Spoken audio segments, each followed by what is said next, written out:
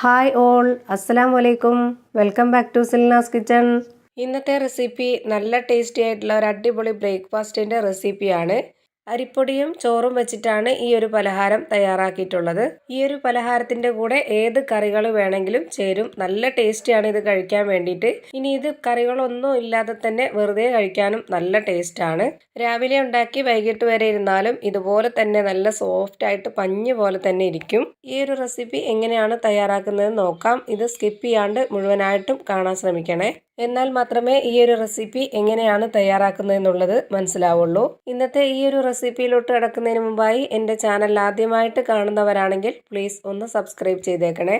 ഇനി നമുക്ക് റെസിപ്പിയിലോട്ട് കിടക്കാം. ഈ ഒരു റെസിപ്പി തയ്യാറാക്കാനായിട്ട് ഞാനിവിടെ മിക്സിയുടെ ജാർ എടുത്തിട്ടുണ്ട്. ഇതിലേക്ക് 250 ഗ്രാം കപ്പ് അളവിൽ ചോറാണ് ഇട്ട് കൊടുക്കുന്നത്. ചോറ് ഏതരിയുടെ ചോറായിരുന്നാലും കുഴപ്പമില്ല.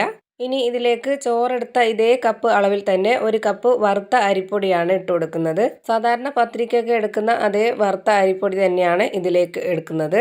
ചോറെടുക്കുന്ന അതേ അളവിൽ തന്നെ വേണം അരിപ്പൊടിയും എടുക്കാൻ. എന്നാലേ നമ്മുടെ ഈ ഒരു ബ്രേക്ക്ഫാസ്റ്റ് കറക്റ്റ് ഒരു പരുവത്തിന് കിട്ടുള്ളൂ. ഇനി ഇതിലേക്കൊരു പകുതി തേങ്ങ ചിരകിയതും കൂടെ ചേർത്ത് കൊടുക്കാം. 1 മുറി തേങ്ങയുടെ പകുതിയാണ് എടുത്തിട്ടുള്ളത്. തേങ്ങ ചിരകിയത് ചേർത്ത് കൊടുക്കുമ്പോൾ ഇത്രയും തന്നെ ചേർത്ത് കൊടുക്കാൻ നോക്കുക. എന്നാലേ നമ്മുടെ ഈ ഒരു ബ്രേക്ക്ഫാസ്റ്റ് നല്ല ടേസ്റ്റി ആയിട്ട് കിട്ടുള്ളൂ. ഇനി ഇതിലേക്ക് കുറച്ച് ചെറിയ ജീരകമാണ് ഇട്ട് കൊടുക്കുന്നത്. ഈ പലഹാരത്തിന് നമ്മൾ ഈ ചെറിയ ജീരകവും തേങ്ങയൊക്കെ ചേരുമ്പോൾ നല്ലൊരു ടേസ്റ്റാണ്. ഇനി ഇതിലേക്ക് ഒരു നുള്ളു സോഡാപ്പൊടിയും കൂടെ ചേർത്ത് കൊടുക്കുന്നുണ്ട്. ഈ ഒരു പലഹാരം നന്നായിട്ട് സോഫ്റ്റ് ആയിട്ട് ഇരിക്കാൻ വേണ്ടിയിട്ടാണ് ഈ ഒരു സോഡാപ്പൊടി ചേർത്ത് കൊടുത്തിട്ടുള്ളത്. മാവ് തയ്യാറാക്കിയ ഉടനെ തന്നെ ചുട്ടെടുക്കാനാണെന്നുണ്ടെങ്കിൽ ഇതുപോലെ സോഡാപ്പൊടി ചേർത്ത് കൊടുത്താൽ മതി. അപ്പോൾ നമുക്ക് ഒരു ചെറിയ ഒരു പൊലിപ്പവും ഒരു സോഫ്റ്റ് ഒക്കെ ഉണ്ടാവും ആ ഒരു മാവിന്. ഇനി ഇതിലേക്ക് ആവശ്യത്തിന് ഉപ്പിട്ട് കൊടുക്കാം. ഇനി ഇത് അരച്ചെടുക്കാൻ ആവശ്യത്തിനുള്ള വെള്ളവും കൂടെ ഒഴിച്ചു കൊടുക്കാം. ചോറും അരിപ്പൊടിയും എടുത്തിട്ടുള്ള അതേ കപ്പ് അളവിൽ തന്നെ 1 കപ്പ് വെള്ളമാണ് ഒഴിച്ചു കൊടുത്തിട്ടുള്ളത്. ഇനി ഇത് നന്നായിട്ടൊന്ന് ഇളക്കി കൊടുത്ത് നോക്കാം. എന്നാൽ മാത്രമേ നമുക്ക് ഇതിലേക്ക് എത്രത്തോളം വെള്ളം വെച്ചിട്ടാണ് ഇത് അരച്ചെടുക്കേണ്ടതെന്നുള്ളത് മനസ്സിലാവുള്ളൂ. മാത്രമല്ല പൊടിയുടെ മേളിൽ ഇതുപോലെ വെള്ളം ഒഴിച്ചു കൊടുത്താൽ വെള്ളം താഴോട്ട് ഇറങ്ങി പോവാതെ മേളിൽ തന്നെ നിൽക്കും. അങ്ങനെ വരുമ്പോൾ നമുക്ക് ഇതുപോലെ ചെയ്തേ പറ്റൂ. അല്ലാന്നുണ്ടെങ്കിൽ അരച്ചെടുക്കാൻ ബുദ്ധിമുട്ടാവും. മിക്സിയിൽ ജാർ വെച്ചിട്ട് ഓണാക്കി കൊടുക്കാൻ നേരത്ത് നമുക്ക് ആ ഒരു പ്രഷറിൽ ചിലപ്പം അടപ്പൊക്കെ തെറിച്ചു പോയി വെള്ളമെല്ലാം പുറത്തോട്ടാവും.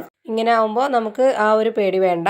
ഇനി ഇതിലേക്കൊരു 1/2 കപ്പ് വെള്ളവും കൂടെ ഒഴിച്ചു കൊടുക്കാം. ഇത്രയും വെള്ളം മതിയാവും. ഇനി ഇതിലേക്ക് വേറെ വെള്ളമൊന്നും ഒഴിച്ചു കൊടുക്കണ്ട. ഇനി ഇത് നന്നായിട്ടൊന്ന് അരച്ചെടുക്കാം. ഇപ്പോൾ ഇത് നല്ല പോലെ അരച്ചെടുത്തിട്ടുണ്ട്. ഇനി ഇതൊരു പാത്രത്തിലേക്ക് മാറ്റുന്നുണ്ട്.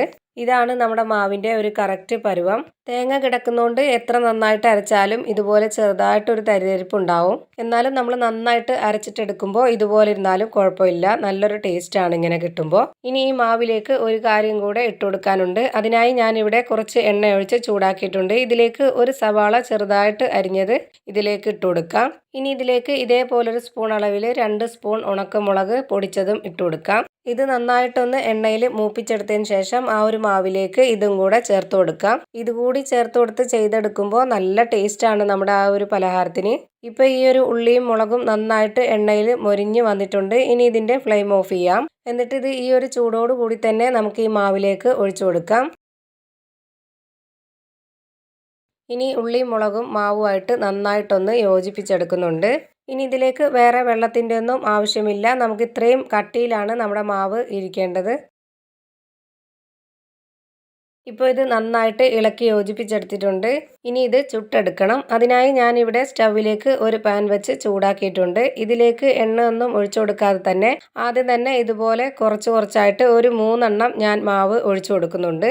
ഇതുപോലെ ഈ ഒരു വലിപ്പത്തിൽ ഒഴിച്ചു കൊടുത്ത് ചുട്ടെടുക്കുമ്പോഴായിരിക്കും നന്നായിരിക്കുന്നത്. കാരണം വലുതാക്കി എടുക്കുമ്പോൾ നമുക്കിത് മറിച്ചിടാനൊക്കെ പാടായിരിക്കും. മാവ് ഇതുപോലെ ഒഴിച്ചു കൊടുത്ത് 1 മിനിറ്റിന് ശേഷം നമുക്കിതിന് മുകളിലേക്ക് വളരെ കുറച്ച് എണ്ണ ഒഴിച്ചു കൊടുക്കാം.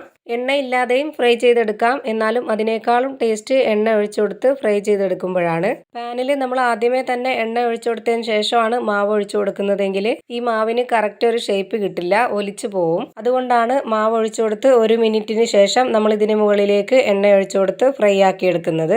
ഇത് ചുട്ടെടുക്കുമ്പോൾ ഫ്ലെയിം നന്നായിട്ട് ശ്രദ്ധിക്കണം. ചൂടായതിനു ശേഷം നമ്മൾ ഇതിലേക്ക് മാവ് ഒഴിച്ചു കൊടുത്തിട്ട് ലോ ഫ്ലെയിമിൽ ഇട്ടിട്ട് വേണം ഇത് ചുട്ടെടുക്കാൻ. 2-3 മിനിറ്റ് ഇതുപോലെ അടച്ചു വെച്ചൊന്ന് വേവിക്കണം. എന്നതിന് ശേഷം നമുക്കിതൊന്ന് തിരിച്ചിട്ട് കൊടുക്കാം. ഇപ്പോൾ ഇതിൻ്റെ ഒരു ഭാഗം വെന്തിട്ടുണ്ട്. ഇനി ഇതൊന്ന് തിരിച്ചിട്ട് കൊടുക്കാം. ഇതുപോലെ തിരിച്ചിട്ട് കൊടുത്തതിന് ശേഷം നമുക്ക് ഈ ഒരു ഭാഗം കൂടെ ഒരു 2 മിനിറ്റ് ഒന്ന് വേവിച്ചെടുക്കാം. നല്ല ടേസ്റ്റി ആയിട്ടുള്ള ഒരു അടിപൊളി ബ്രേക്ക്ഫാസ്റ്റിൻ്റെ റെസിപ്പിയാണിത്. കാണാനും നല്ല ഭംഗിയാണ്.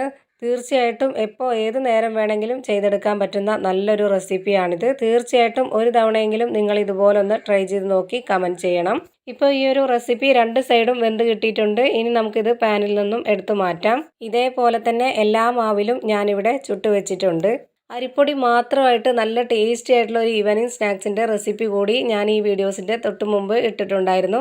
ആ ഒരു വീഡിയോസ് കാണുന്നതിന് വേണ്ടി ഇതിൻ്റെ കമൻറ്റ് ബോക്സിൽ ഞാൻ പിൻ ചെയ്ത് വെക്കുന്നതാണ്. തീർച്ചയായിട്ടും കാണാൻ താല്പര്യമുള്ളവർ ആ ഒരു വീഡിയോസും കൂടി കണ്ട് സപ്പോർട്ട് ചെയ്തേക്കണേ. അപ്പോൾ ഇത്രയേ ഉള്ളൂ എൻ്റെ ഇന്നത്തെ വീഡിയോ ഇഷ്ടമായാൽ ലൈക്ക് ചെയ്യാനും കമൻറ്റ് ചെയ്യാനും ഷെയർ ചെയ്യാനും മറക്കരുത്. അതുപോലെ തന്നെ എൻ്റെ ചാനൽ ആദ്യമായിട്ട് കാണുന്നവരും ഇതുവരെയും കണ്ട് സബ്സ്ക്രൈബ് ചെയ്യാത്തവരും പ്ലീസ് ഒന്ന് സബ്സ്ക്രൈബ് ചെയ്തേക്കണേ. അതിൻ്റെ കൂടെ തന്നെ ഞാനിടുന്ന പുതിയ വീഡിയോസ് നോട്ടിഫിക്കേഷനായിട്ട് കിട്ടുന്നതിന് വേണ്ടി ബെല്ലൈക്കൺ അമർത്തി അതിൽ ഓൾ എന്ന ഓപ്ഷൻ കൊടുക്കാനും മറക്കരുത്. പുതിയൊരു വീഡിയോയുമായി വീണ്ടും വരും. Thank you for watching.